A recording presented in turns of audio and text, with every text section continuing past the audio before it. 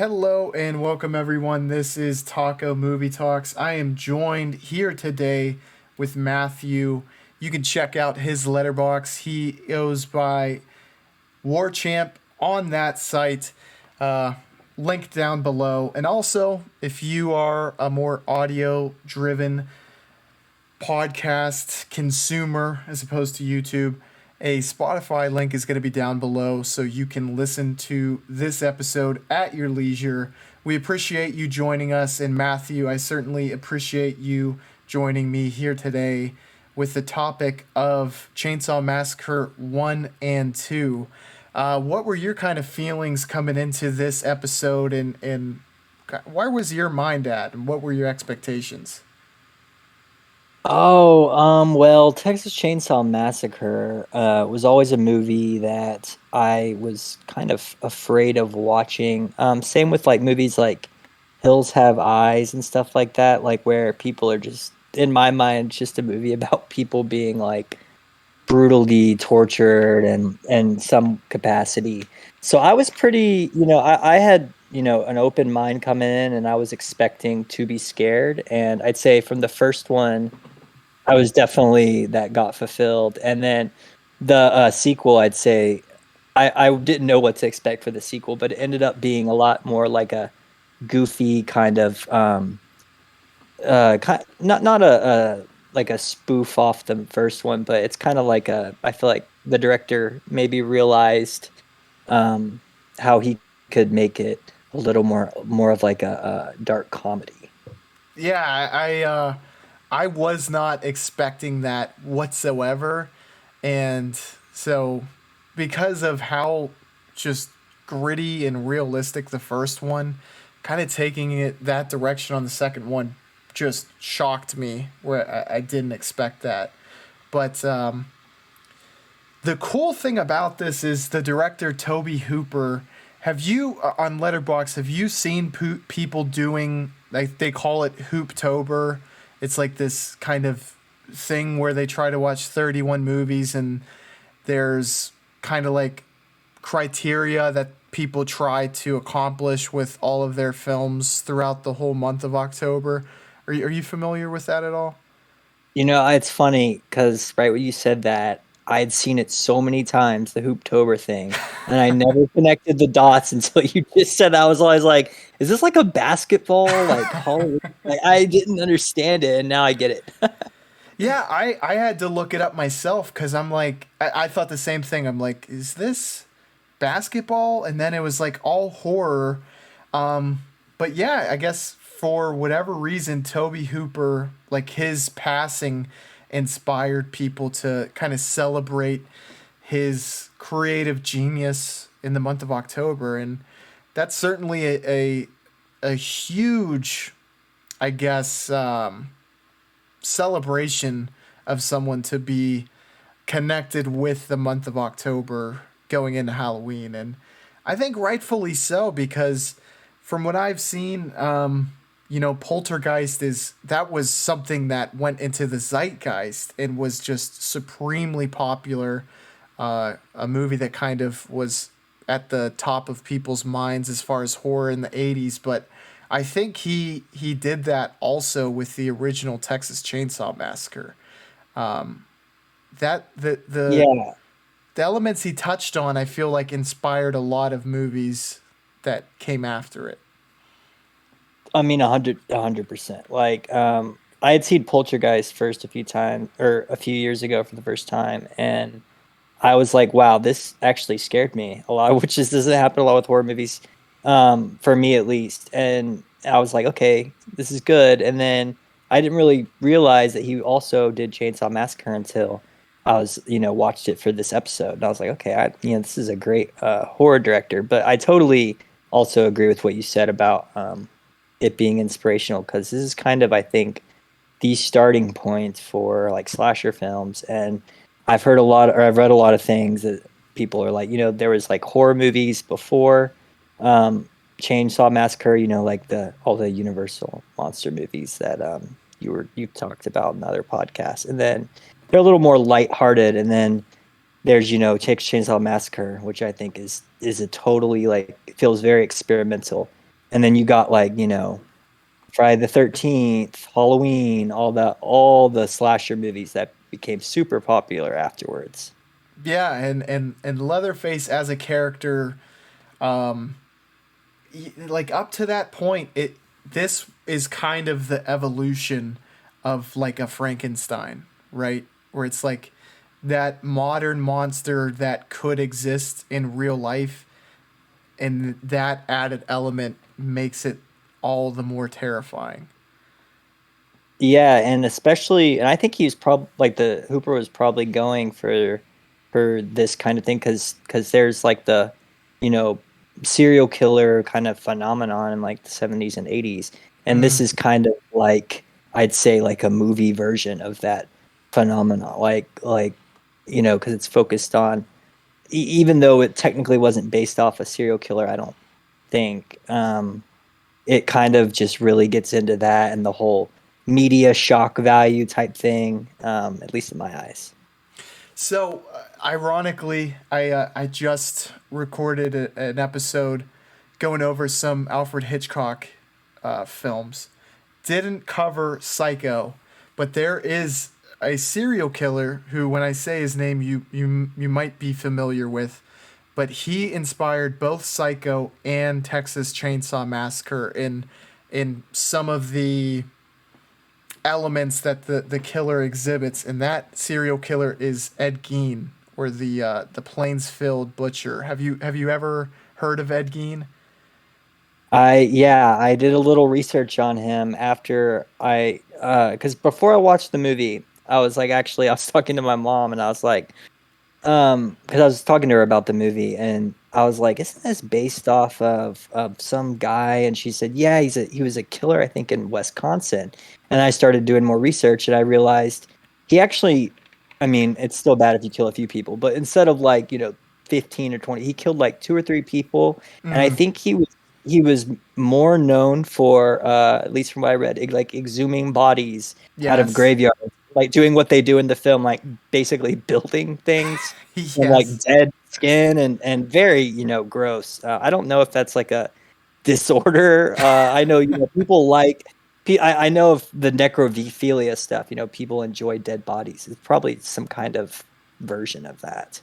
Yeah. And that's kind of like the whole the main antagonist of Psycho keeping his mother with him at the Bates Motel.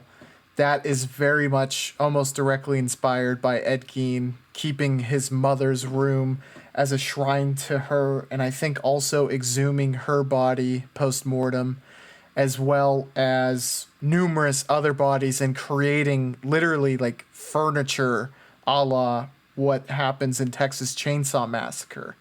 And it was those little details in this film I thought were scarier than even the murder scenes. Did you have that same experience? Yeah, like except for a couple of like kind of parts that they me like or I just don't like blood and gore a lot. Mm-hmm. Like specifically the dinner scene or Oh whatever. yeah. Uh, and like them bringing the old their granddad or dad or whatever, like kind of how you were just describing. He like brought out their dead bodies and stuff for preservation or a shrine or whatever. Like I was not expecting that. I had not read about any of that, and so that whole scene was very disturbing to me and very strange. Yeah, and it's like tapping into that like anomaly kind of is that's such a brilliant inspiration to base a horror film on, because it's something that for I don't even know what percentage you'd want to put it at, but 99.999% of people just have no inkling as to what would inspire such behavior. And listening to some interviews with Hooper, he used some elements that after he mentioned them, I'm like, that tracks for me. is the normalization of behavior in these absolutely insane scenarios worked brilliantly in this first Texas Chainsaw Massacre. Well, explain more what you mean by like normalization of these, like the fact that they're just kind of doing it so nonchalantly. Yeah, yeah, like how they would kind of the killing very much felt like, and they not only just draw this parallel without saying it, but it's even spoken where it almost feels like they're handling livestock. And a specific scene that Hooper himself kind of brought up was after Leatherface kind of tore down the door with his chainsaw. When the dad comes back, he almost chastises them like a father would like two little children. Where he's like, "Oh, your brother broke down the door," and he's like starts punishing him. And it feels strange because of the whole scenario that's under like has happened, and their dynamics almost feel like normal family dynamics, and it makes it Uh, subverts it, you know? yeah, yeah, that was one of the like another one of the most kind of disturbing parts for me was how they kind of acted as a family unit, and the one that I guess you could say was the most sane, maybe the leader, I guess. I forget his name. Not Leatherface and not the guy that was in the van. Um, yeah, the way he treats them is pretty ridiculous. But what you were saying earlier about the livestock thing, I that was one of the things I noticed the most was at the beginning I didn't realize it was foreshadowing, but when they're in the truck or the van and he's talking about one of the guys in the on the road trip is I think the one in the wheelchair is talking about how they just slaughter the cows at the the little places for meat that they drive by, and then they do the exact same process to them, to the Yeah. people. Yeah. And it's like a nice little detail that kind of like one of the crazy brothers gets into the van, and they're speaking about like which method is more effective. You know, that I guess the air gun method. And the one guy is saying, "No, you know, my brother does it with a hammer, and it's like it's painless, or not painless, but yeah, it's just like one shot and they're done." And that is just foreshadowing to this, you know, mega iconic villain that gets unveiled just, you know, maybe 30 minutes more into the film. And that is just such a nice little detail that they kind of sprinkled in there. Yeah, and I'd say like the whole hammer aspect, like the beating slash killing with hammer, is one of the most freaky parts to me. I just I did not handle that part very well. Yeah, because it's such a visceral, brutal, and also I'm trying to find the right word, but it's unsympathetic to use. You know, murder obviously is not the most sympathetic action, but to use a hammer that just feels almost unnecessarily brutal. Yeah, and it also it doesn't even seem, I mean, it seems like they do enjoy that aspect, but it seems like, at least from what I got, what they like even more is after they're dead, like using them to eat or whatever. Like he says like I need the meat and stuff like that. Yeah, and that kind of ties into even deeper the family dynamics where I think it's the father, and I could be incorrect on that, but the gas station attendant who also has the chili, who he does that character again in the sequel, but he says that he like takes no joy in the killing, and for Yes. him it just seems like a byproduct to actually get the meat, the human meat.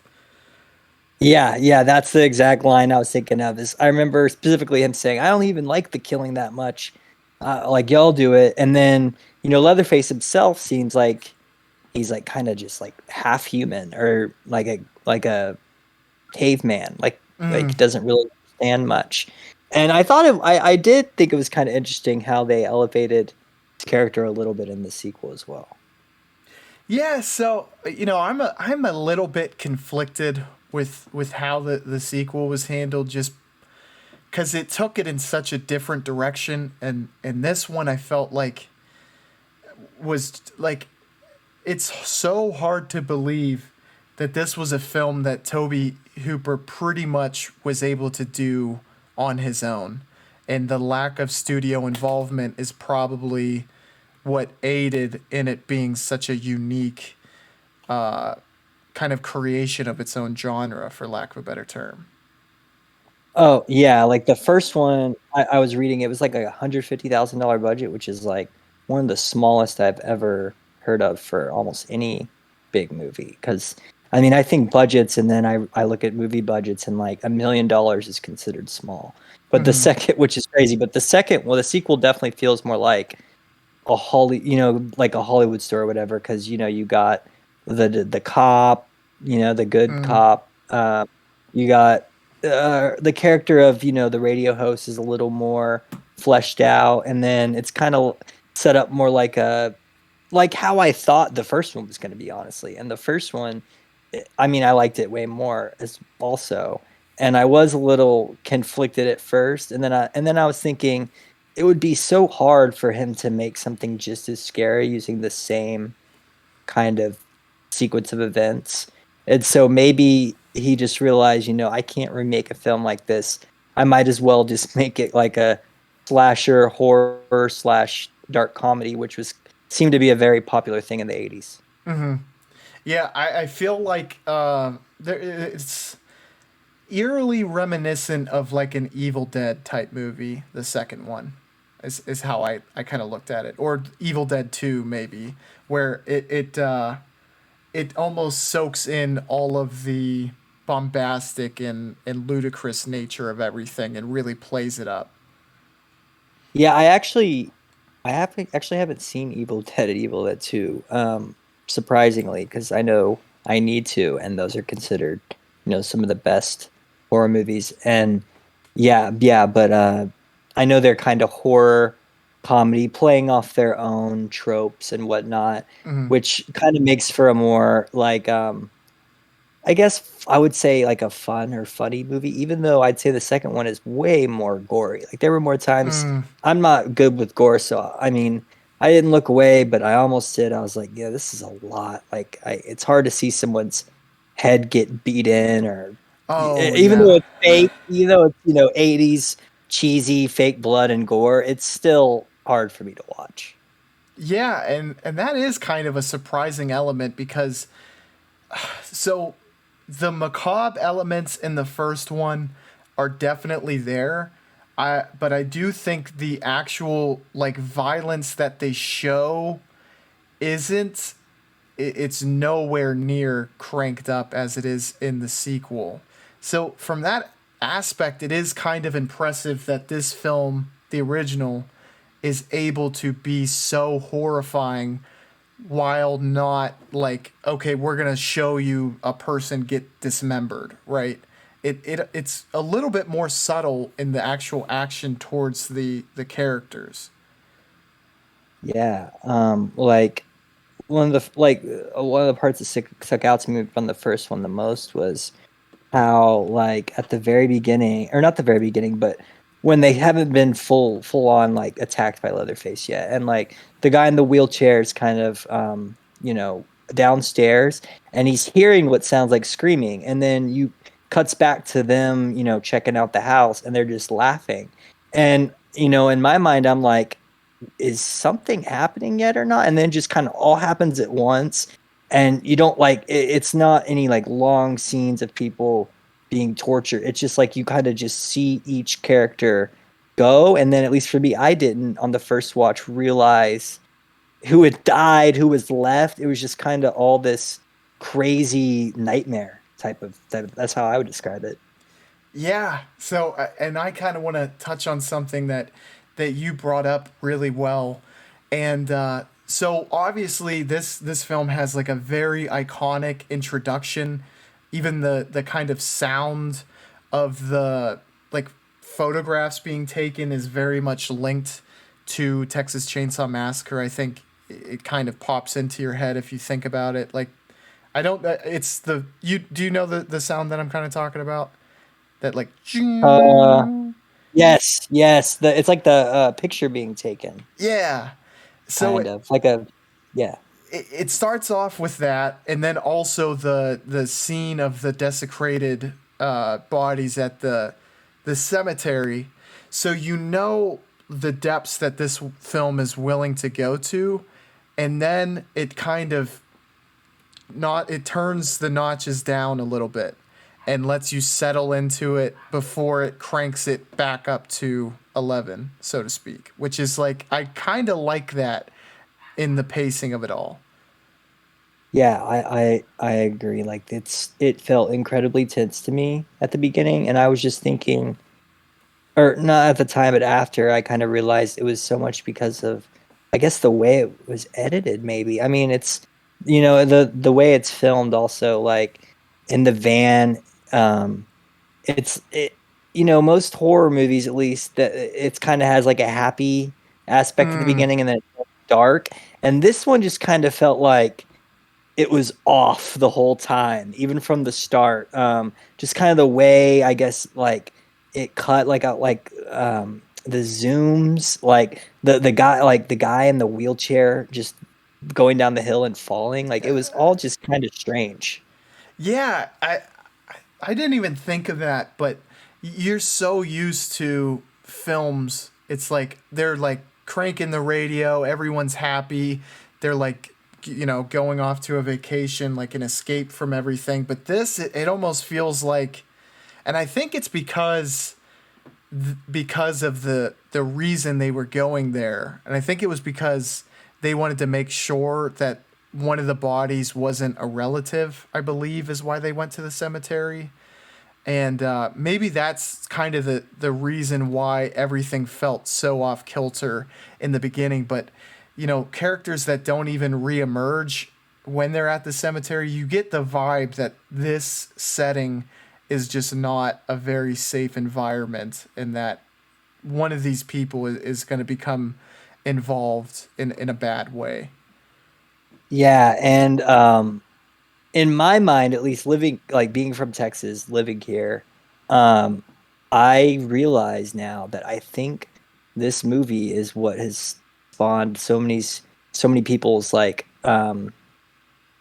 like that are horrified by the thought of staying in the middle of the country all by themselves. Because I like my mom, my grandparents, people would say that all the time that they like always like would keep like a shotgun or something at the ranch because it's in the middle of nowhere in case someone came. And I've got to think that's probably that fear started here because it just feels like one of those movies where if you're out in the middle of nowhere watching this alone and it's dark, it would scare me like 100 times more than it did here.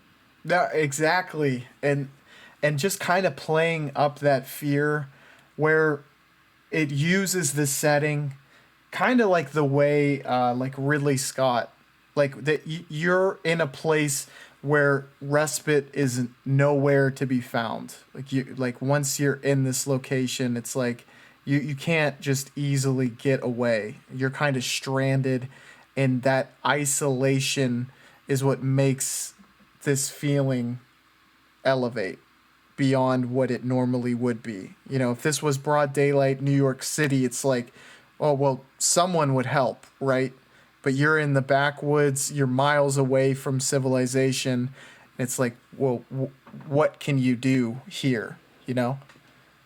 Yeah, and I think especially like movies in the future like Scream, or I think of like John Carpenter movie like The Thing. It's kind of like the whole basis of the movie is we're trapped as a group in this area and there's this evil force that's like trying to like separate us, kill us. That's like coming in, and I mean, here they are on a road trip, and they're not like at home, like in Screamers or in a house and stuff like that. But the fact that the location is so isolated, like you said, really makes for that.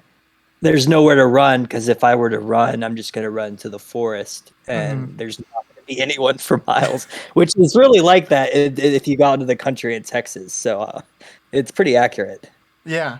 Um, I think another thing that played into this film's hands, which maybe subverts what you would expect, is that it was like pretty much a crew of just college kids. This was like maybe their first gig was getting to be on Texas Chainsaw Massacre, but because of that, Hooper had to be extremely involved in everything, and shots probably took a lot longer. And you had mentioned one of the most, I guess, intense and scary scenes for you was that dinner scene. And from my knowledge, the actress had to stay on set for, I think, over 24 hours.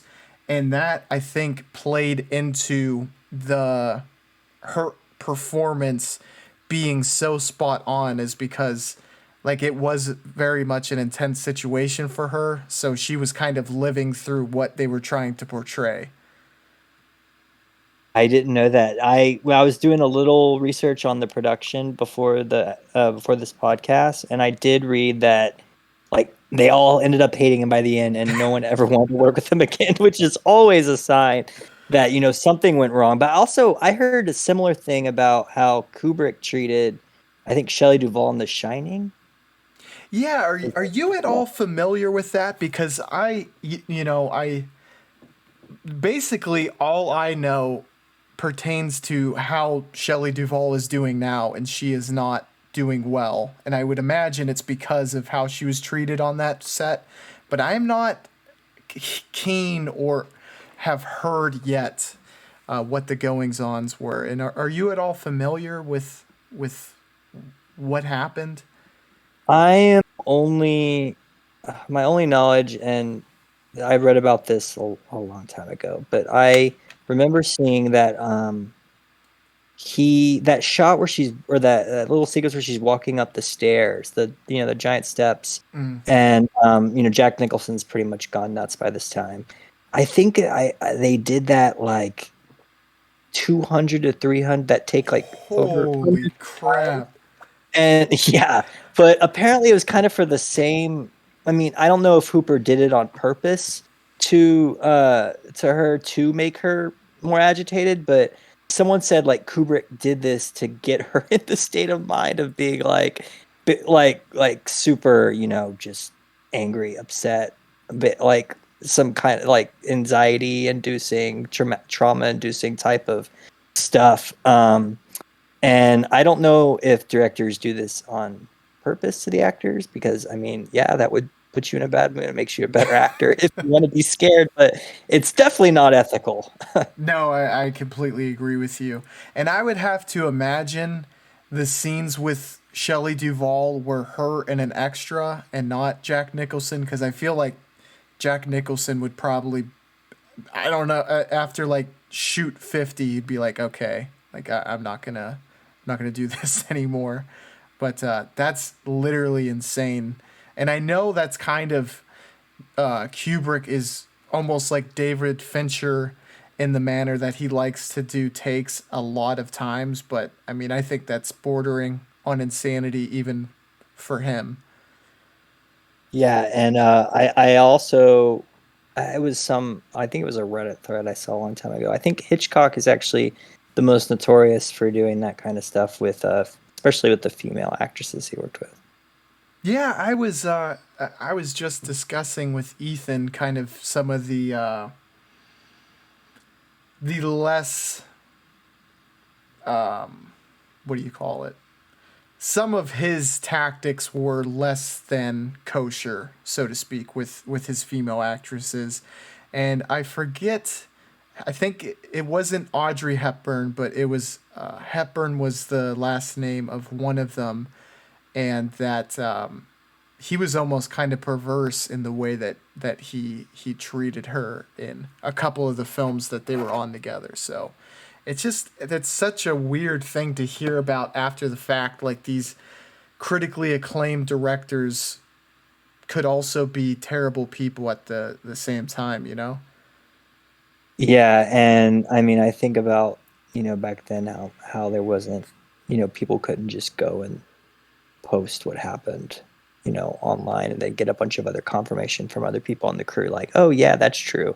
Because if they said something back then, uh Hitchcock is going to be believed and listened to more cuz he's like still one of the most famous directors ever. And people would probably even today, I mean, say that, he made the movie, so why are you upset? But yeah, Hitchcock. I don't know that much about the situation, but I think it also comes across in a lot of his plots and the way that he writes the dynamics between the male leads and the female leads that you usually in the movie too. Yeah, I did pick up on that, and I guess I couldn't quite put it into words, but the dynamic always feels like not based in realism. It's almost like an idyllic kind of manner that the female character is like not obsessed but infatuated with the male lead, even despite it not really making sense. And Yeah, yeah, I think like there's actually I forget which exact movies they are, but I've seen like they'll call them meta movies, and they'll kind of just be about one's called special effects, and they're kind of just about like directors that are so obsessed with actresses. Godard was known to do this. Like I remember you asked if he was known to be like misogynistic, and I think this would be where it came from. Directors just get too obsessed with actresses, and they try and write themselves into the movie essentially. And and then the actress who the male lead is in love with usually ends up being you hear about the director having a thing for her or being creepy to her, and I think that was definitely the case with Hitchcock and the I'm pretty sure it might have been the worst in that movie, The Birds. I don't know if you covered that one. I actually haven't seen it, but I heard that that one was a pretty tough one for the yeah, actress. I was talking about it, and I guess live birds were used, and also he was treating the female lead very strangely too. So that's just like such a weird scenario. I guess you can see like that obviously they chose that female actress because they see something in them, and then it becomes more and more as they spend more time with them. But that's just such an odd scenario. And in this film, for that unrest to kind of be used, and honestly, I don't remember if Hooper had came out and said that he used it to his advantage and it was almost intentionally done, or whether it was just because these were all rookie kind of production people, how that came to pass. But I think it plays off really well, and I'm not going to kind of support the journey, but I guess the destination ended up being very very effective at that dinner scene for sure. Yeah, I mean, like now that I know after the fact about a little bit more about the production, you can definitely feel it on the set. I get like you could feel the tense or the like the between the actors and I guess just in general, it just feels well, like it's that meme like oh you can like smell the room. It kind of really applies to this whole movie. Another thing that I kind of wanted to bring up, and I think it's, really besides Franklin, who the gentleman in the wheelchair, and maybe the main, female protagonist, the group does not seem very fleshed out at all. And the majority of the depth that we get is from the villainous characters. Did you kind of feel that way too? Do you agree with that? Definitely, cause I remember like I don't even remember any of the people from the name or from the group's name, and I like you explained that they were going there, uh, to see if they had a relative, and I kind of just forgot about that whole thing. Like I realized that in the middle of the movie, I was obviously pretty frightened, and I was like, I don't know if them going here or who these people are is even going to end up mattering. And Mm-hmm. then yeah, like of course halfway through the film, like they're pretty much all dead except the girl. I don't even remember her name either. But yeah, they just kind of seem like to me that's maybe a plot device for he kind of wants to say maybe something like the movie Seven is saying like about serial killers, and so he has to have Mm-hmm. a group of like relatable like American people, which at the time those people definitely seem like your typical 80s 20 something year olds. So I guess it kind of maybe just made it seem a little more real because it did feel very much like he wanted to make it authentic looking. And I also, I it did feel pretty authentic like a low budget but well filmed low budget type of movie. Mm. Doesn't easy or like a B movie, but you could still he basically I think he uses the low budget kind of to its strengths or to make it work well. Yeah, I think it benefited the film uh, so much so that any of the pitfalls that would come with that low production value definitely I overlooked at least. And even just the film that it was used on, that grainy nature made it feel like it was almost like a documentary of what was happening as it was happening. Um, I Yeah. I just wanted like just the film literally I felt like added a lot to this film as though it was something that was kind of a grimy type of thing that you really shouldn't be watching. Yeah, yeah, like, the whole Blair Witch Project found footage Mm, type of, it has that grainy, like, oh, this could have actually been made by like people just casually filming. And I don't know if I'm right about this, and this is just kind of in my own interest, but like 16 millimeter cameras, time in my at least from what I've seen, they're really good at capturing that grainy look. Like it's kind of like when I see it, I'm like, oh, now that I had researched it a lot, I'm like, oh, that's 16 millimeter. It kind of has a documentary feel, like you were saying. yeah, and I kind of want to jump back because you brought up a really good point that really ties into the underdevelopment of the I guess I don't know how you describe them, the protagonists or the people who would end up either making it out or being murdered, where that is such a big dynamic of serial killers. Like you said, that everyone knows Ted Bundy's name, everyone knows Jeffrey Dahmer's name, but how many victims do we actually know off the top of our heads? And I am just as guilty of this as anyone else. If you said a name, it might ring a bell with me, but I couldn't name any of the victims off the top of my head. And that is always, the interest is always on that morbid curiosity as opposed to the sympathy for the victims.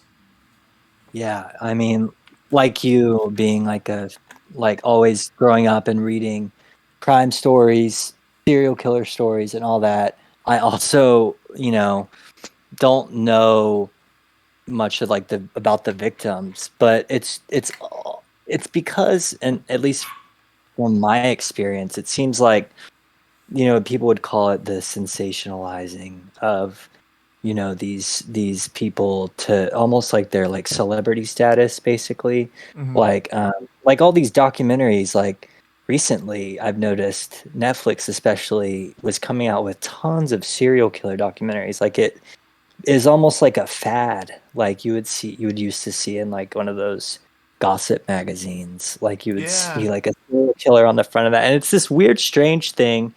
But you also, I think of a movie like Nightcrawler. I don't know if you've seen that, where like Oh, I the love guy, that. Yeah, that's what I think. Like, I think of this movie and Nightcrawler, and I think like it's the people that thing people have where like they'll stop and stare at a car wreck.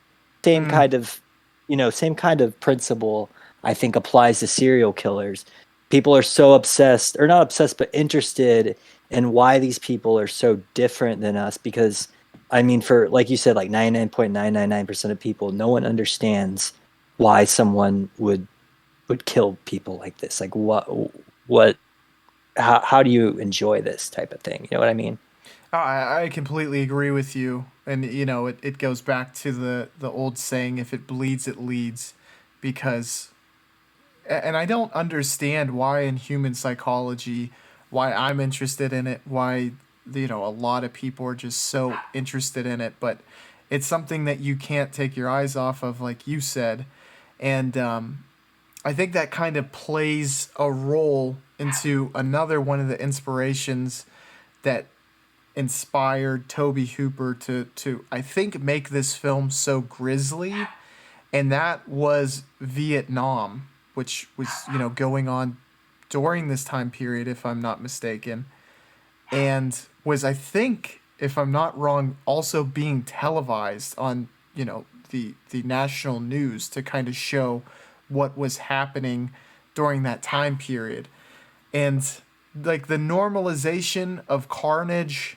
and the what comes from war, I think inspired Hooper to take this film to a level that was previously not touched on very often. Yeah, I think you're probably right because then you also, in this time in movie history, you have like all the movies like Platoon, Deer Hunter, all these movies about Vietnam that are way more brutal than movies that were released before the 70s. So it's like people are taking this next step now to kind of show it's kind of like a maybe it's not intentional, but it's also a play on like maybe how the news basically started showing everything violent, like without censoring anything, combined with the real horrors of Vietnam and what people were seeing on TV about Vietnam that were at home. Yeah, and like it makes it so I feel like it would have been immensely culturally relevant when it came out, but it doesn't lose its shine watching it now. And I think that's like always a sign of a movie that is pretty great if it can stand the test of time. So, it doesn't get diluted by the fact that because I think because this was the time period where that sensational news broadcast was incepted, the fact that we still have it now allows this movie to continue being culturally relevant, I think at least. Yeah, yeah, I agree.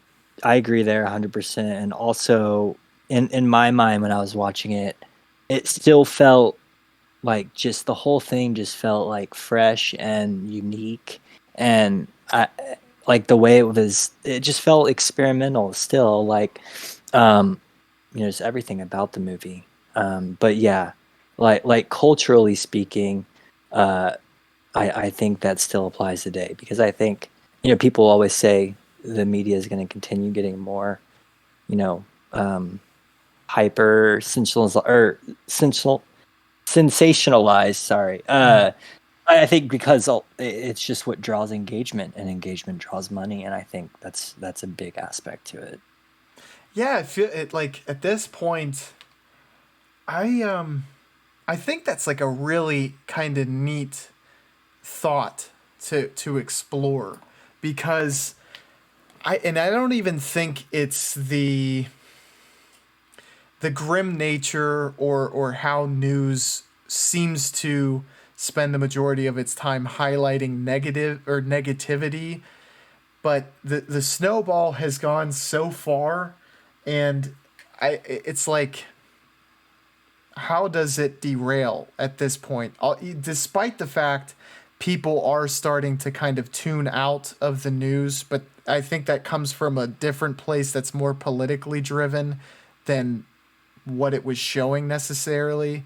I just threw a whole bunch of thoughts at you, and whichever one you want to tackle first, but it is a neat thing where how do you pull it back, I guess. Yeah. I so I mean, in my opinion, like I if I watch like the cable, if I see like the cable news on, if it's like a national, like entertainment, like CNN, NBC, Fox, as opposed to like a local one, it's a lot more just like an entertainment thing Mm, than it is a news thing. And also, at least like from what I've seen, it seems like they're even more now, at least online, because that's where I see a lot of my news. Articles are even more now trying to get people to fight and disagree online because that kind of seems to create memes, and which creates engagement, advertising, overall like profit and commerce revenue, all that stuff. And so like anything that becomes a controversy, if they can mm, advertise it in a way that it's controversial, I think, even if it's not really, then I think they're going to make more money because people are going to start talking about that movie online now due to the controversy. And I think that honestly probably causes people to go see it. So in like a for profit like mindset, it actually makes sense. So I think it's even it's like they still show like crazy stuff because it gets views online, just like they did in the 70s, with the news in general. But I think now, like I was saying, it's shifted to even have a more focus on getting groups of people to argue in like this public space. yeah, and I guess I really like that there's almost a parallel between controversy as far as, I guess, like ideals now. We're pretty close to the inception of that, and this film kind of marks the inception of, like, let's propagate violence and show that on a wide medium, and how it just catches the attention of so many people, and what's going to likely inspire it to continue, as long as that medium exists, I guess. Yeah, yeah. I think at least especially from the opening of the first movie, the way it's described to you, kind of like a real, you're thinking it's a real story, along with like the pictures, like you said, those noises at the beginning, like a crime scene being like documented. Mm, He's definitely trying to, I think, make a statement about this sort of like, because as I was researching, like I said earlier, the production of the movie, I was watching this video and reading some stuff about how he got, like, Hooper himself got inspired these movies from seeing what we were talking about on the media. Like he said, he was seeing blood, guts, and gore, and like crazy things on the news. Yeah, and I think that was also from Vietnam. mm-hmm, Um, and I think that he wanted to, in a roundabout way, make this so sensational, kind of like what you would see on the news. And but yeah, it's an interesting aspect, and it's funny because there's another movie called Ace in the Hole, from Billy Wilder. I don't know. Yeah, I'm sure you know who he is. mm-hmm. And that's from like the 50s, and that's also kind of about the media exploiting people's bad situations for profit. Yeah, I have never seen that. I think I have it on my watch list, actually. But that, I mean, it seems like it definitely touches a nerve, and I think a lot of people were able to relate with that because we all experience it to varying degrees. Another film that I feel like really touches on that especially from the news broadcast perspective, is Network by Sidney Lumet, where a newscaster says he's going to commit suicide on air, and it draws such good ratings that they bring him back despite the fact that morally that's about as corrupt as you can get. I kind of love that in discussion we were kind of able to unveil that, because it was, I think, something subconsciously there, but kind of getting to converse it definitely kind of solidified that inspiration for him and how that thematically works in this film. Yeah, I've seen that movie, and I would say I would mark that as one of like a Ace in the Hole or this film. It's kind of that one is more obvious, the way it's Mm-hmm. critiquing the media as opposed to this one, as opposed to Texas Chainsaw Massacre, which you kind of have to read into a little, and also get the idea that the director had to realize, oh, he really was going, for this. But yeah, it's a very interesting aspect to me. And in my opinion, it's more entertainment than it is journalism. Like kind of like I was saying, like the national news is to me, it's an entertainment show. Mm-hmm. One, I guess, one more tangent that I want to get your thought processes on, or thought processes, would be, how do you feel about kind of the use of hyperviolence in the cinematic medium now? Like, because I covered some of the French extremity movement films, and one of them I think you had seen. It was by Gaspar Noé, and it's And this. irreversible. Yes. Yeah. How do you feel the use of, I guess, hyper violence can progress the medium? Do you kind of think do you feel it's more of a cheap trick? Do you feel like it's beneficial, or do you think it's much more nuanced than just good or bad? So that's a tough one. So just like starting out, like when when I started getting into the like French extremity stuff, I realized that it scared me so much more than like horror movies that I'd seen. Like more than like a jump scare and stuff like that. I was like, this is truly disturbing and frightening. Mm-hmm. And I think there's one camp, and I don't think really. I think you can argue both sides. I'm not really sure which is right. So one camp would say that this is, it's exploitation. Maybe not of these. I mean, because Texas Chainsaw Massacre could be called an exploitation movie. Some people would deem it that. Same kind of thing. You're using, it's basically like we're stripping away everything except we're trying to get you to be extremely terrified and scared. And that's like the point of the movie.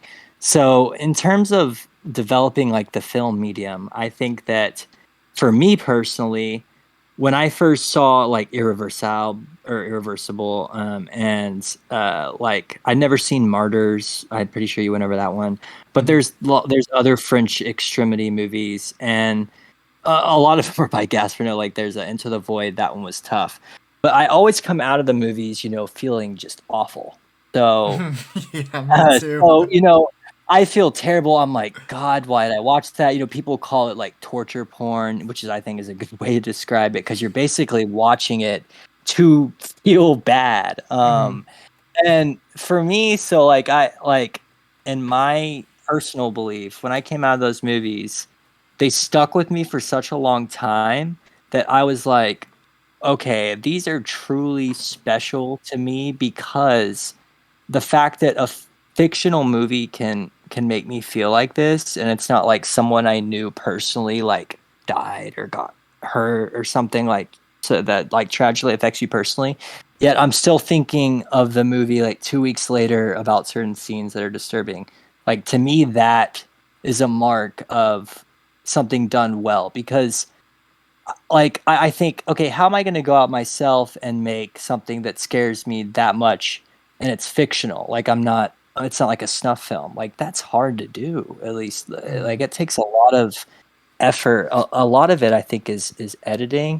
But then you also got to have actors and actresses that seem like they're genuinely frightened. So all that stuff to me is, I think, wow, there was like an art, or like the director or the crew and everyone behind the film like really did something special here, and I can't really put my finger on it because I feel so crap, you know. And also, I have to say, I think I agree with you in that at the end of the day, and I think a lot of directors who are behind, or they endorse those films, have the mindset that film for the most part is trying to inspire emotion and feeling from the audience, and those films are able to do so in such a way that there has to be an artistic nature to it for it to be so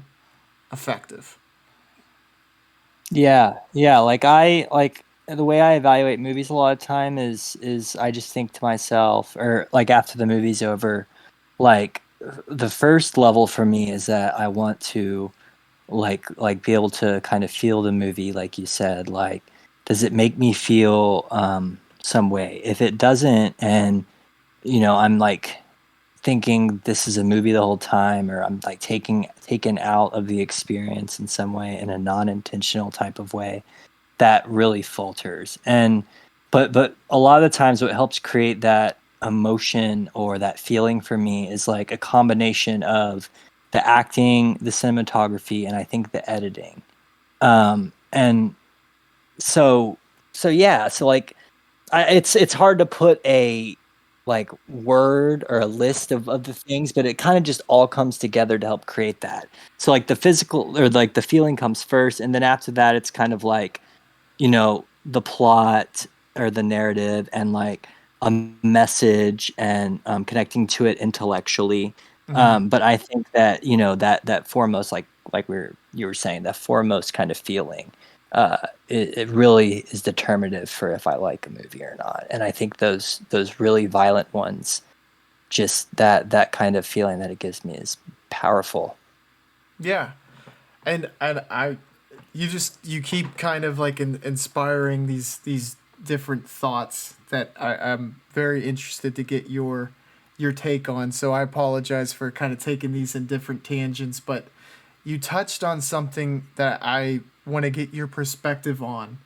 And I think obviously if you can have both, that is the mark of a very special film, right? But from your perspective as an audience member, are you more driven by having a film resonate with you emotionally, or do you, I guess, prefer having it kind of being thought provoking?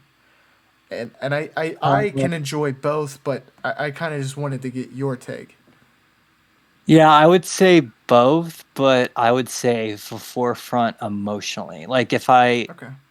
can relate to the character, or a lot of the times I'll be able to compare that the people on screen to people I know in real life, because the movies that I like tend to like the most are the ones that seem to invoke or be about some type of like common shared universal human like experience or emotion. And I mean, I think Texas, like bringing it back to I think Texas Chainsaw Massacre is like the embodiment of like fear and terror, because for me personally, like my biggest fear has always been someone breaking in and like killing me, or like getting kidnapped. It's never really been like ghosts, and like I enjoy the paranormal stuff, but I enjoy it more for the entertainment. And well, like but there'll also be movies like I'm thinking like this movie called Husbands by John Cassavetes, and it's kind of like about like camaraderie among like people, like, and this one's about like a bunch of guys that someone in their friend group dies, and they like go out and hang out for the first time as adults since they were like teenagers. So there's like, it's this kind of like universal type of scenarios and feelings that I can relate to, because they just have always spoken to me. And when I see a movie that is kind of like, um, it's a story, it's never like my story, or stories I've been through, but what I get from seeing it is kind of brings me back, kind of like listening to a song that you listen to like at a certain period of your life, and it brings back those memories, kind of like that.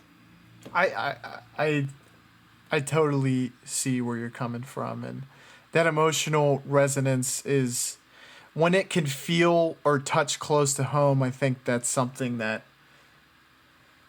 it seems like it would be simple for a director, but it's so much more difficult, I would imagine. I can't speak from experience to it, but to actually portray something that really does connect with the audience. One thing that I do have to mention about this film that I have not mentioned yet is that I feel like the introduction of Leatherface, the character, is amongst one of the best kind of horror movie villain introductions, where that guy just kind of stumbles down the hallway of this kill house, for lack of a better term, and then, you know, Leatherface just comes out of nowhere, it brutally but quickly takes down that character and then slams the door. And just from there, you get a sense that what these characters are going up against is maybe a lot more powerful than what you might have had, what your expectations might have been at the get go. Yeah, and at least like I haven't seen a few of these a few of like the classic slasher movies, but Leatherface for me is like one of if you don't take the sequel into account, like you just take the first one of the scariest villains because like he doesn't speak, you know. He's like directed by other people and he just kind of seems like this really big kind of like a Frankenstein but a little more um like terrorizing, I guess. Like he scares me way more than Frankenstein. Yeah, he seems like kind of dipping into some true crime vernacular. He's, if anything, a product killer as opposed to a process killer because of, like, it seems like one of his motivations is the mask that he gets. And that just adds such a deep psychological layer to this character that doesn't get like explored a whole lot, but it works and on an innate fear level for me and I think audiences alike. Yeah, I hadn't really thought of that, but yeah, the mask part is extremely creepy. And I think about all the I'm thinking about all the other slasher movies right now, and they pretty much all have their own iconic masks. And I'm not sure if you know Leatherface started that, but yeah, and the fact that his weapon is a chainsaw too. You know, it's like you were saying he's killing to get, you know, I know it's a group of them, but if it's just Leatherface, he's killing to get the meat or the bones or whatever from them. It's not like he has a ritual or collects or like does target certain people. I mean, maybe women, but they just seem to kill anyone that comes in their path, and then they're like, oh, good, you know, we've got another corpse. Yeah, and like, so the chainsaw, like, for me works on so many different levels because it's so brutal a weapon to choose, but also because it's often used on just kind of like mundane objects or like wood, generally. That also really ties into the fact that these villains don't look at humans the same way we do.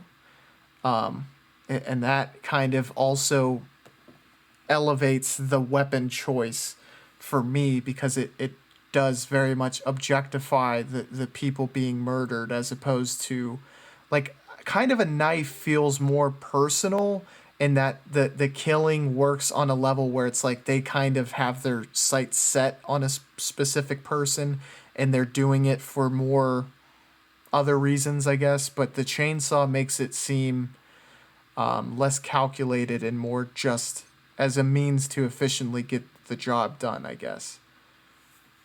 Yeah, that's interesting, and I hadn't thought about that, but yeah, I agree because like I think of true crime stories, you know, like if people get shot in the head execution style, they're usually of a certain type of person, or at least the police are gonna assume they're like a ex-military person or of some sort. They had training, and a ton of if someone gets stabbed 30 times, it's almost always like a personal attack.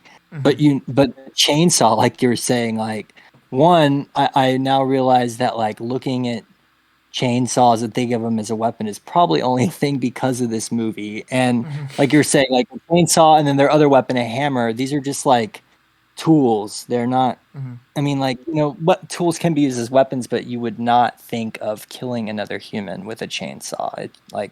I mean, even the serial killers probably, because it's just not efficient. It's like they're, like you said, they're like lining them up and slaughtering people like they would do to livestock. Yeah. And just one of the final things I want to say about this was the journey that our protagonist who survives goes through, going through the entire house, seeing all of the grisly nature that gets dove into. It feels like an actual, as close as you will get to a journey through hell. Like it is very much a hellish depiction, and like that is one of the things that this film does well that I loved that I was able to Yeah. accomplish. Yeah, I don't know how they designed it, but it feels so gross and dirty. And then the second one, like it kind of plays off it in a little more of a funny way. Like they have like a huge underground compound, but it also kind of like, in my opinion, it like you get to see more of it, because Dennis Hopper's character, the police, the cop, is kind of like exploring down there, and they're cutting everything through with chainsaws, and you're like, this is basically supposed to be hell or the underworld, like they would describe it in like the mythical tales. So Matt, I want to get any final thoughts you have on this one, and then your rating as well. So, I didn't expect to give this one like a perfect score, but I did because after I finished it, I was like, this is like the perfect horror movie. And I also thought like the way it ended, it felt so quick, but like it was one of those things like it left you wanting more, even though like you didn't really need more. It was like, wow, like that was like a trip. Like that was a really cool movie that like nonstop, like the pacing was great. So I just like that, those are my final thoughts. And also, um, you know, I just think from front to finish, there was never a dull moment. And also the scene, I just wanted to say, I know I think I told you this earlier over Discord, but the scene of that girl getting placed on the hook, like one of those livestock things, is one of the most, probably like top five like most disturbing scenes in the movie for me. I just hate like like incision, like type of horror, like cutting and all. It just gives me like the shivers. So that scene especially was super unsettling for me. But yeah, so the great movie, highly recommend this. Yeah. I completely agree. Super high on the list of what I would recommend for any horror fan wanting to get exposure to this, I guess, subgenre of horror. I gave it a 4 out of 5, but I like anytime I discuss these on the channel, it just like I always look at it in a different light and often kind of enjoy it more or appreciate it more. So it's something that has continuously climbed. I think the last time I rated it, I gave it a 3.5. I gave it a 4 now, and I think if I watched it again with kind of all these thoughts behind the decisions and whatnot, I would probably, rate it even higher. Yeah. Yeah. My ratings kind of can be arbitrary like that too. Like I'll readjust them a year later, a month later. So I understand. This next film, Texas Chainsaw Massacre 2, also directed by Tobe Hooper, 1984, 10 years after the original. It starts out and has a completely different feel almost right away from what you get with the first one, with two college students, I believe, who are on their way to the Red River rivalry game, which as a UT student, Matt, I'm sure you appreciated having you know shown during this film. Yes. Yeah, I've been well, when I was in undergrad, I went every year except my junior because I was studying abroad, and I went to the game a couple times, or my freshman and senior year, and it was a pretty good depiction. It was like an 80s version kind of what it's a crazy weekend, and I think that's part of the reason why I liked it, because it was like extremely relatable. Yeah, and I felt like they did kind of capture that feel where people are all caught up in this huge event going on that happens yearly.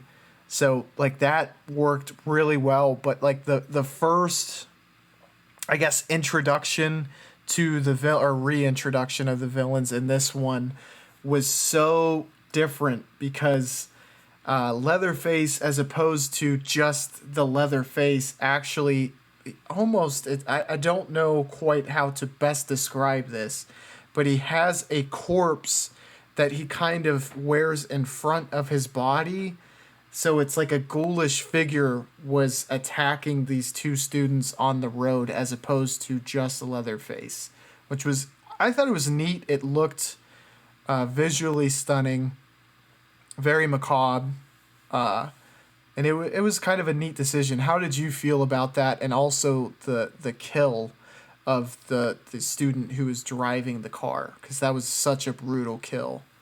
Yeah, that kill was gory, and like after I saw that, I like knew I was like this movie's gonna be way different. But I have to say, like I really liked that sequence. Like I was like thinking to myself like how they got this done, and like in terms of like the filming, and I just thought that took a lot of like effort and a lot of it was just like it came out really well because like I had never seen, or like you see driving, action sequences, but not really in a horror movie where where the body he shoots comes off and then out comes his chainsaw. It's kind of like a little ridiculous, like the end when Dennis Hopper is dual wielding the chainsaws in the fight, but it's also like fun. It's just like kind of enjoyable. Yeah, this felt like it was going more for entertainment, uh, and also like kind of to gross people out, as opposed to the first one is like, let's really try to like attack people cerebrally with our horror.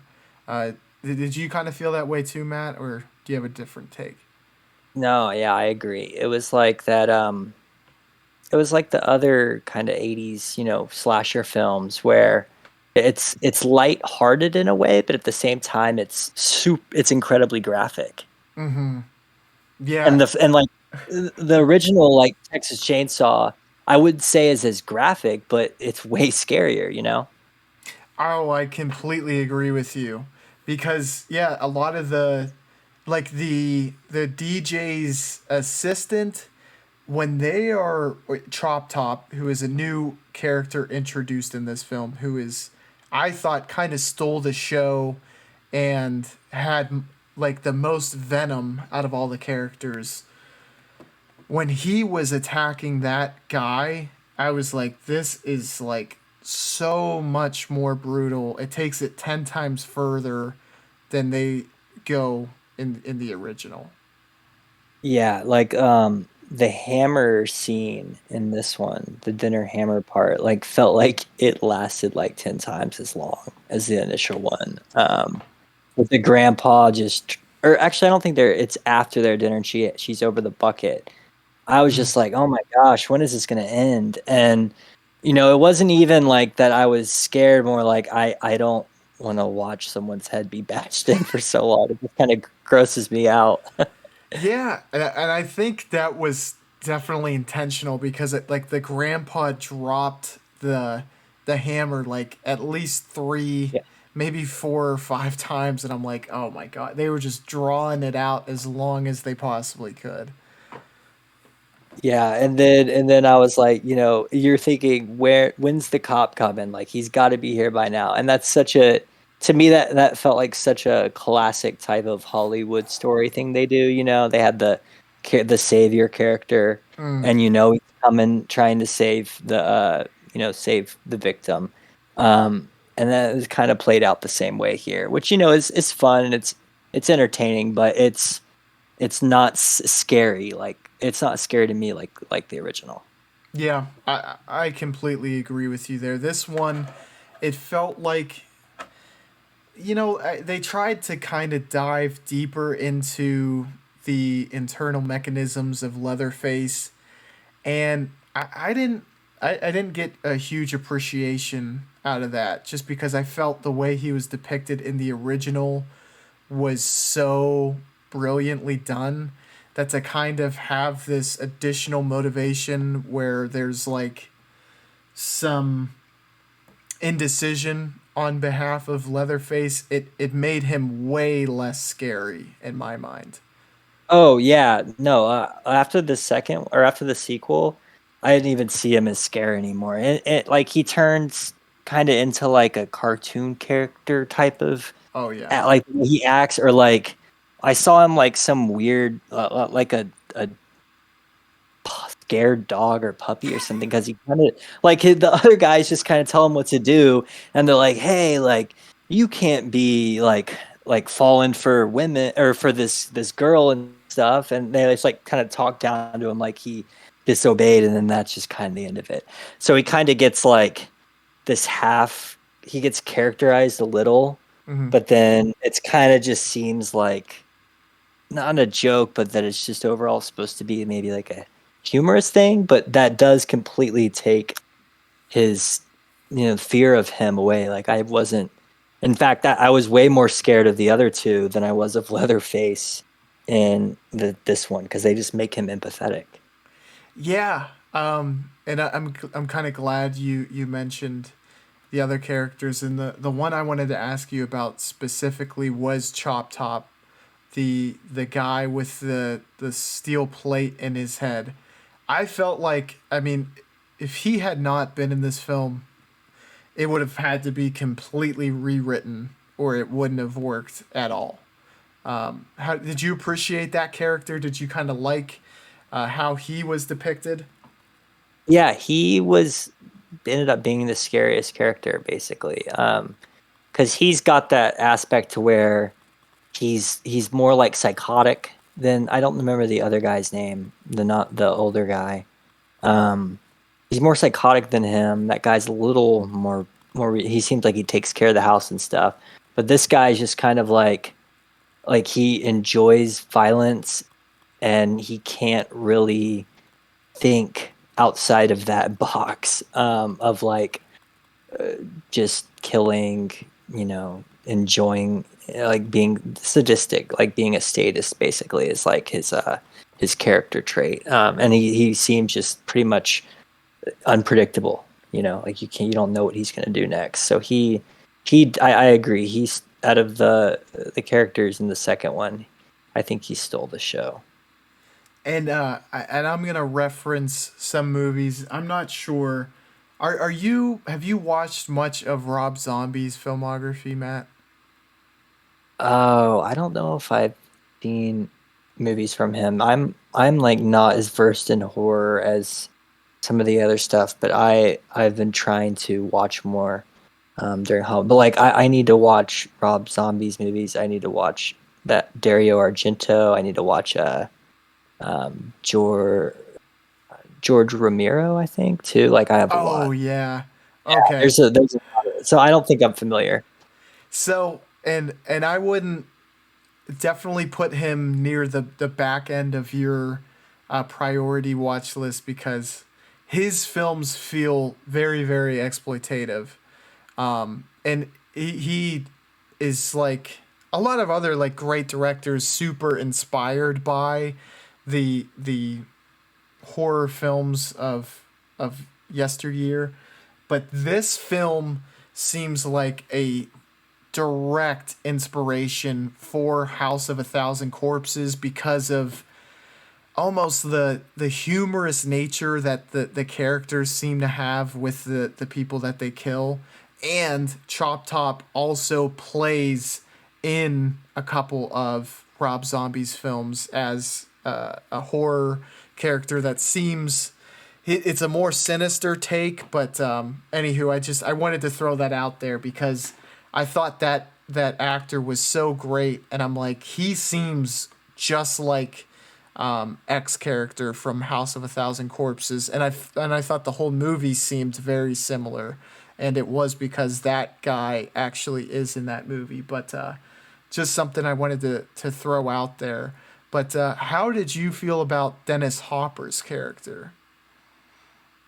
Um, well, I just want to say first, I think Chop Top's character, I forgot to say, is kind of getting in my head. Reminded me a little of the Joker in the Dark Knight. Did Mm, you see that at all? Like, I just think it's a very like good kind of psychotic-ish, like Heath Ledger type performance. yeah, he seems completely unhinged, Yeah, and like you said, the unpredictability where when you get introduced to him at the radio station, you get a sense that something bad is imminent because this guy seems so unhinged.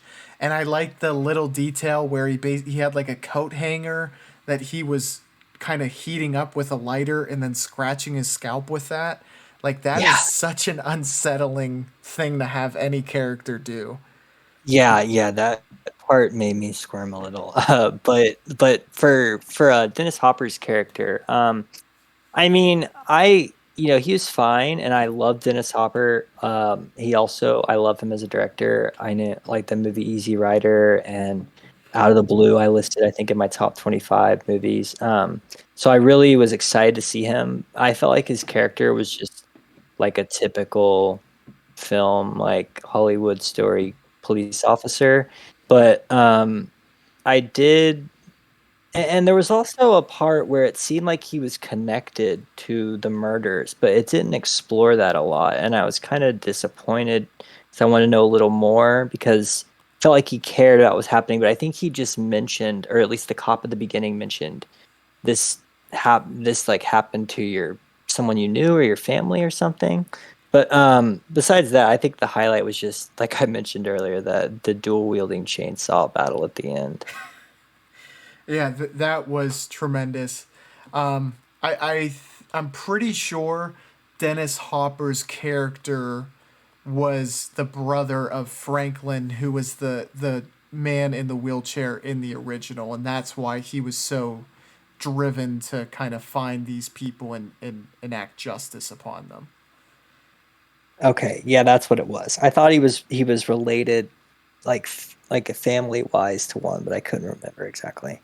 But yeah, I mean, what did you think about? I thought he was good, but he was also like I kind of said like a typical kind of savior character or like save the day. But it also I think the movie focused more on the radio host. Yeah, I think I have a very similar outlook on it where I kind of thought it was a bit of a letdown because I think it's, the film that I'm familiar with him from is Apocalypse Now. And I think in the little time that he's in that film, like he has such a commanding presence. And I expected him to really elevate this film. And he just felt more less a stereotypical character that there could have been a lot more depth. And I think if it would have followed his journey more so, the story could have been told a lot better. That's just my take. Yeah, I agree. Because in the end, I remember I kept thinking, when are we gonna see more of him? and then just never happened. And I was kind of like, well, he's just kind of um, minor. He seems more like a more minor character than I thought he would be because at that time he was definitely a big name actor, and I also going in thought he was going to elevate the film when he just kind of was in it. Yeah, I was super excited. I was like, oh, Dennis Hopper's in this film. Like, this is gonna kind of make the film, and everything about it. Like the majority of the choices, I don't, I don't know.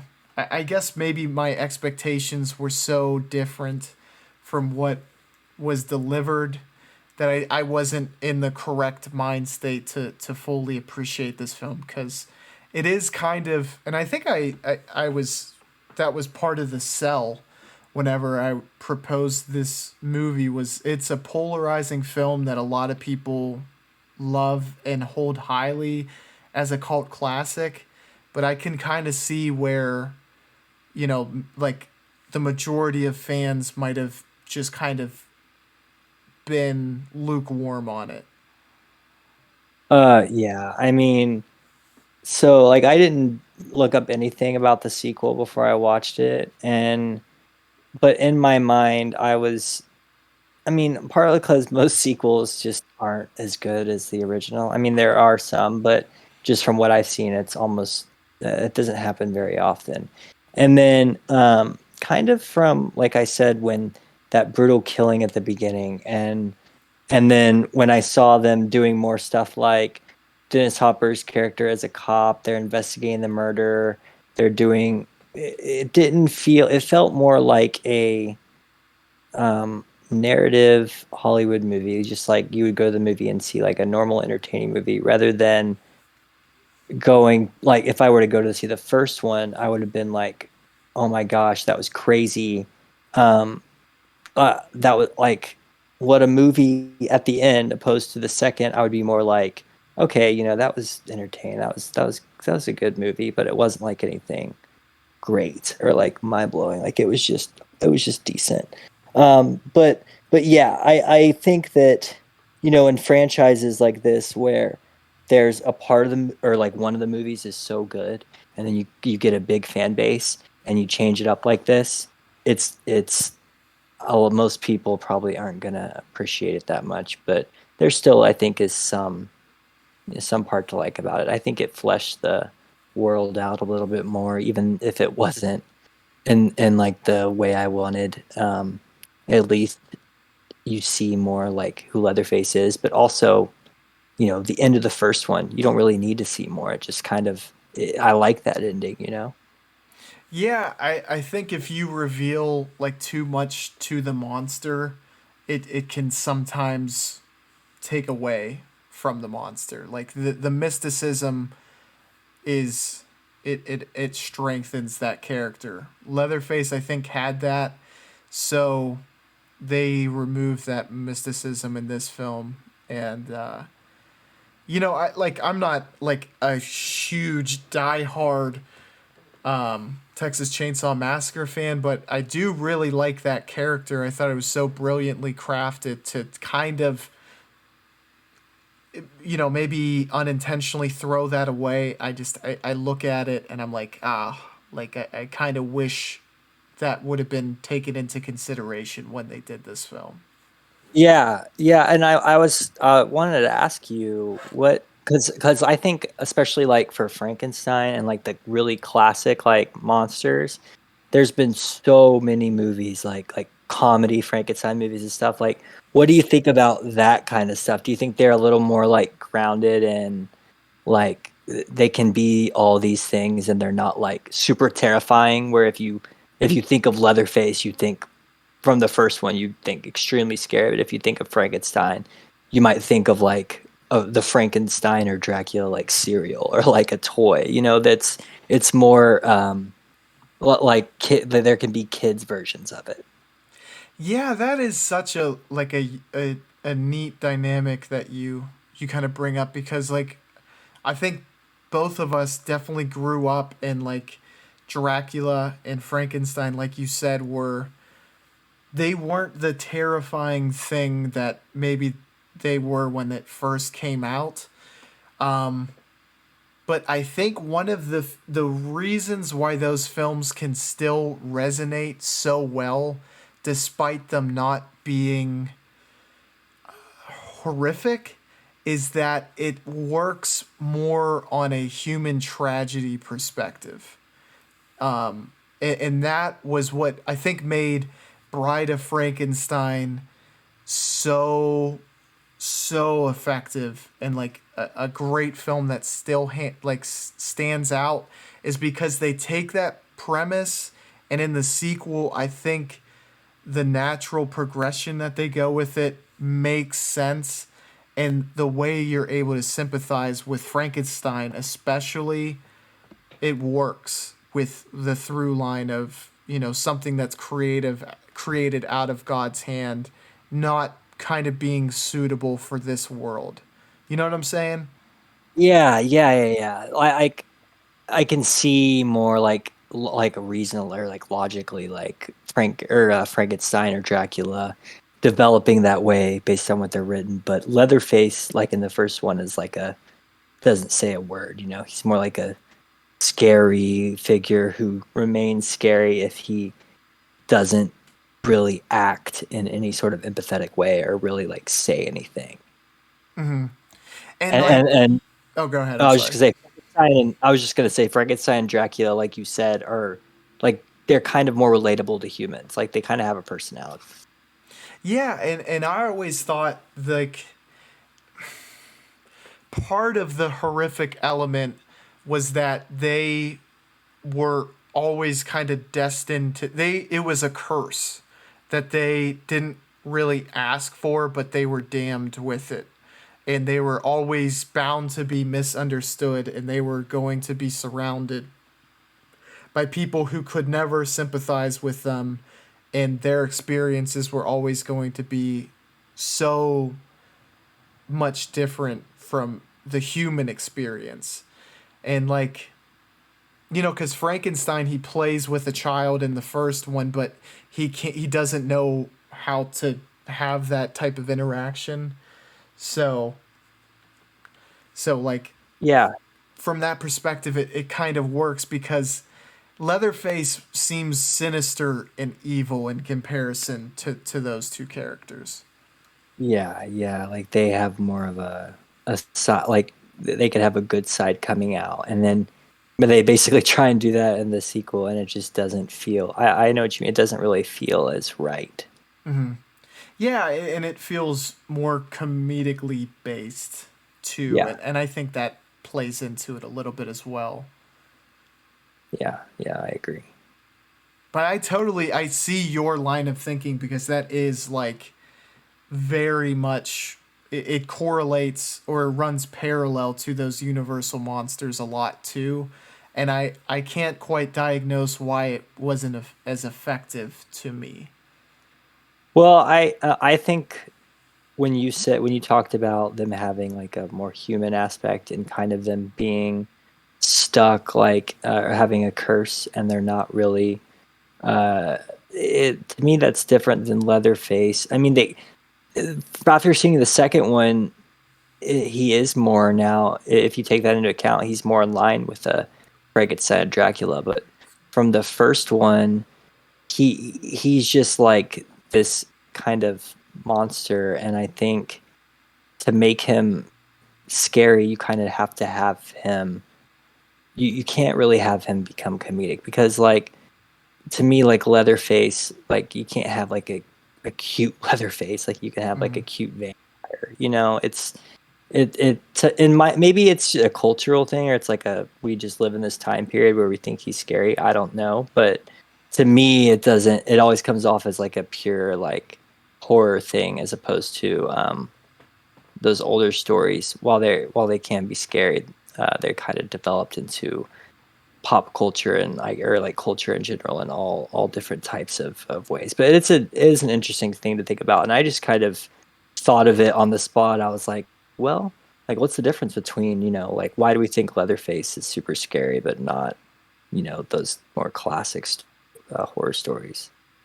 Yeah, I guess the the one thing that I think also plays a huge factor is like it's much more than like a human being corrupted Leatherface in the first one. It's like it's hard to feel sympathetic for the serial killers despite the fact like despite the journey that gets them to that place. You know what I mean? Yeah, because like, and you oftentimes start thinking like the doctor or whoever cursed them in the old ones is really the evil one, not the monster itself. So that's, I think, a big aspect to the story. And you never really see, I mean, they're in a group here, but they don't really appear to be controlling Leatherface in the first one. He appears to also be wanting to do that all on his own with no coercion. Yeah. So, Matt, I want to know, do you have any final thoughts on this film, and do you have a rating as well?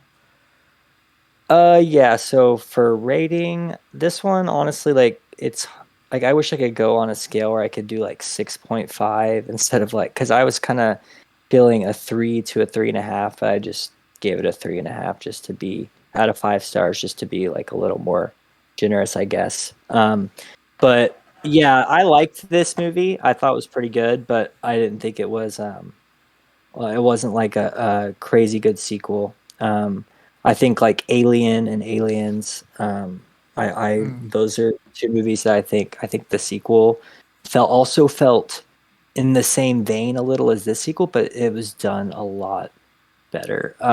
But yeah, so I guess if you like maybe cheesy slasher sequels in general, maybe not like the originals, but like Friday the 13th or Halloween, they seem to have like so many sequels and spin-offs these days. So I've never really seen one, but I imagine they're probably a little similar to this. And I'd say if you are into that thing, you'd probably enjoy this. But if there's some people that think like this is a crazy good, like perfect sequel, I don't agree with that. But I still think it's worth watching.